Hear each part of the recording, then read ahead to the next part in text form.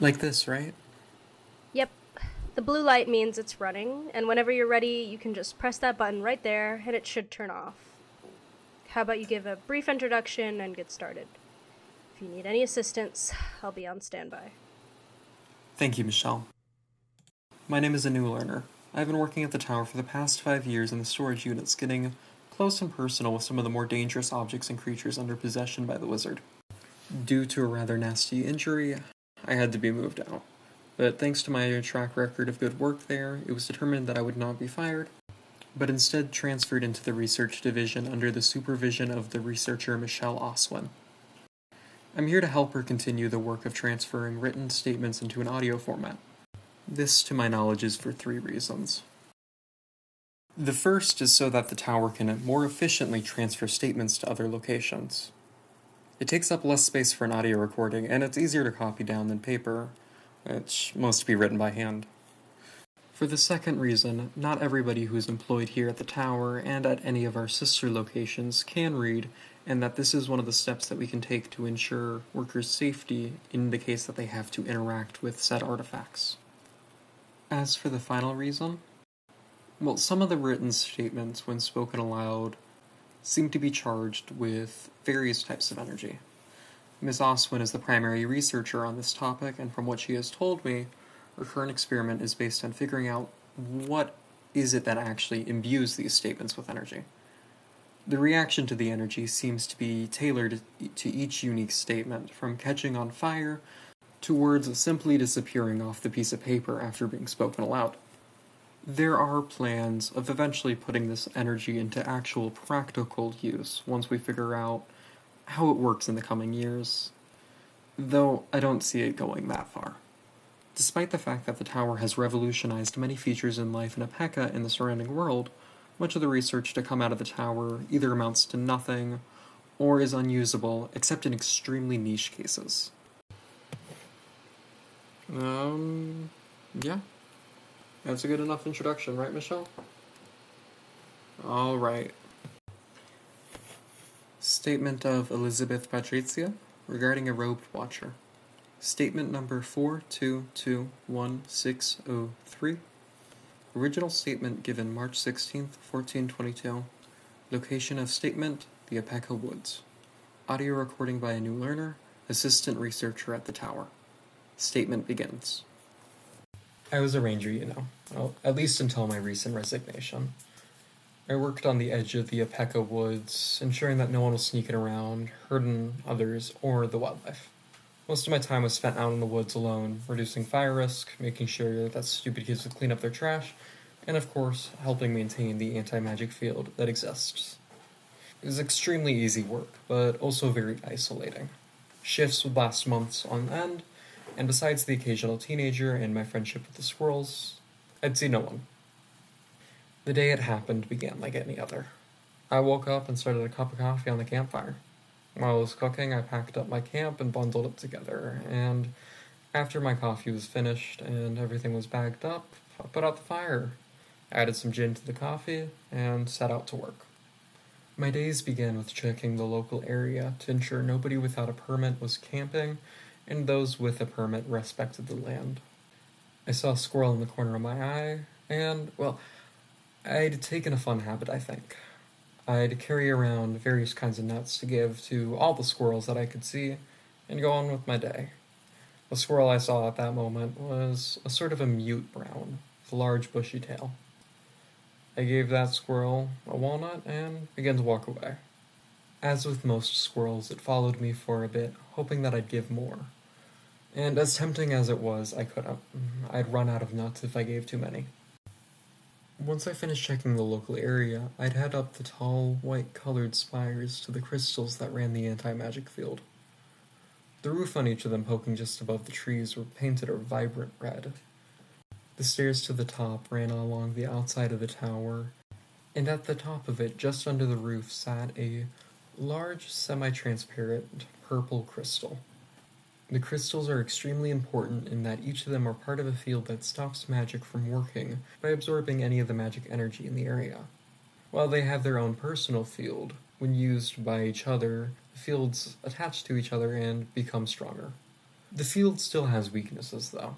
A really strong wizard who knows how to cast spells with less energy could cast a spell in the field, and the field doesn't stop non-magical abilities. Despite how anti-magic the crystals are, they are made of magic themselves, and as such they don't look normal. They pulse, seeming to breathe in and out, with that crystalline structure bending and warping, though never breaking. Checking the crystal entailed that I'd look over every inch for any sort of imperfection, and then after I was done with that, touching it to ensure that it reacted properly to my touch. For the first crystal of the day, I undershot it as usual, skirting along the crystal, though only feeling the air. When I tried again, I made contact with the crystal, and it offered a faint glow, and that was it for that crystal. The area I was watching contained 5 of these towers.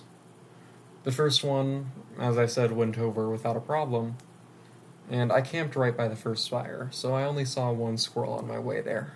But there were a few miles of distance between each of the towers, and I typically see more squirrels on my trek. On my way to the second spire, which was about 2 miles from the first, I saw 7 squirrels. I wasn't able to give them all a nut, but for those that approached me or allowed me to walk up to them, well, they got a walnut. Other than that small part, the walk to the second spire was uneventful. I walked up the spire. It took me a few minutes to scale the tower, but once I was up there, I surveyed the area. I saw dozens of birds flying around in flocks and resting on trees with the sounds of their whistles rebounding across the landscape. As with the first crystal, I checked over the second without a problem, and I moved on. The third tower was where it became really strange. Despite that walk that took 3 miles, I did not find a singular squirrel.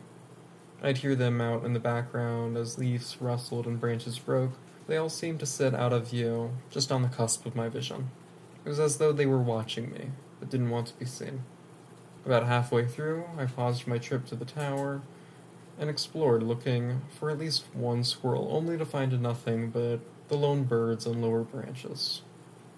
I eventually gave up on that quest to find a squirrel and went to go to work. I arrived, and I scaled up the tower easily, and I dealt with the crystal as usual, and I was done. I went down and began my way to the 4th.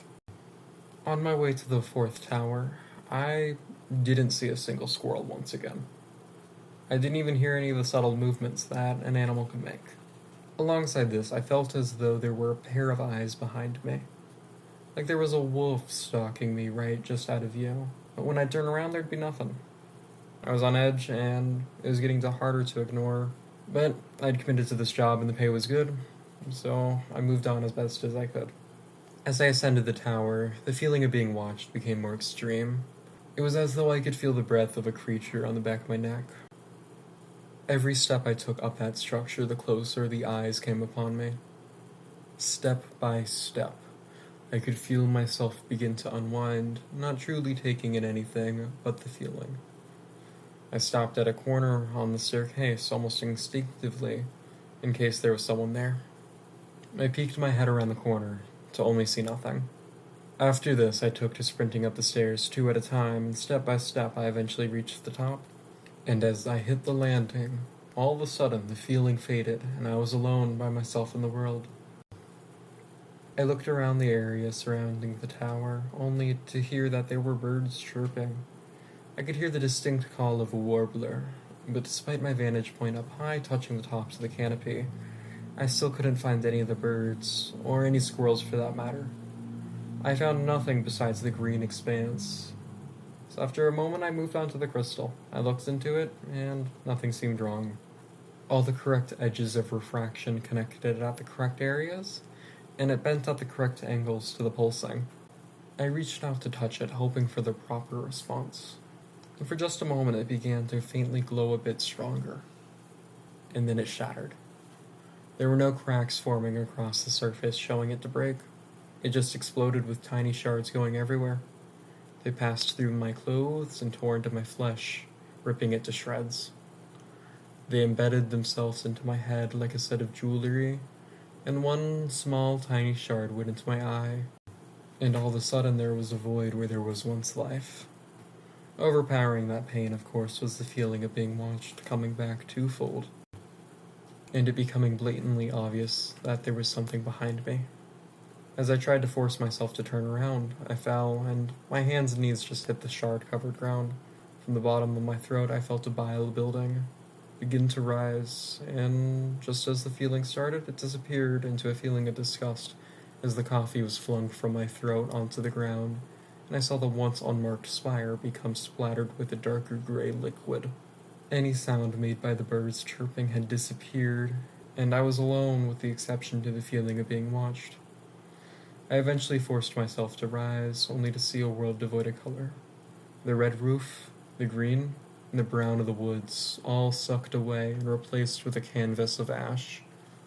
All of my senses were muted, and that only strengthened the feeling of being watched in comparison, and I turned around. It was simply a giant eye with a gray cloak. The eye was about the size of my head, with a slit pupil like a cat's. The robe itself was loosely tied around the bottom of the sphere, and in the spots where there was an opening I could see the back of the robe. The eye was strained with red lines strewn across the sclera. As I was taking in all of its features, its enormous mydriasis grew larger and overtook the gray iris. I could see it look into me and all that I am. Minutes passed as I stared into it, staring into me unblinking. I could see it look at all the actions that I took to get to this moment. The stuff I used alcohol to forget. The small stuff such as the times I forgot to uphold a promise, all the way to the abuse I have inflicted upon others. It was staring into my past, with me beside it judging. I eventually snapped, and reached into the stuff that no one else should know, and I just broke.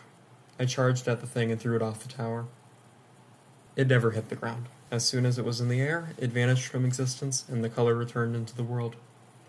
As soon as that happened, I got out of there and I trekked back to Apeka and gave in my resignation as fast as I could. It's been nice being back in human society, but I still haven't seen a squirrel since the incident. It just feels like foreshadowing for what will eventually come next. I'm scared of what to do if it comes back. I just need to ask what I should do if it comes back. I can't go through that again. Please contact me.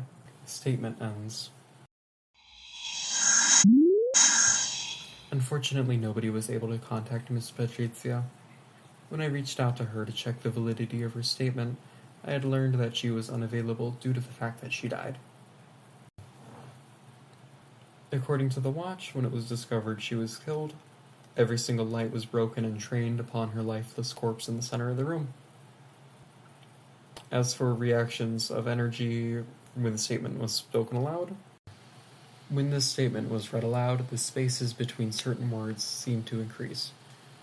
Notable examples include when she talks to the robed figure.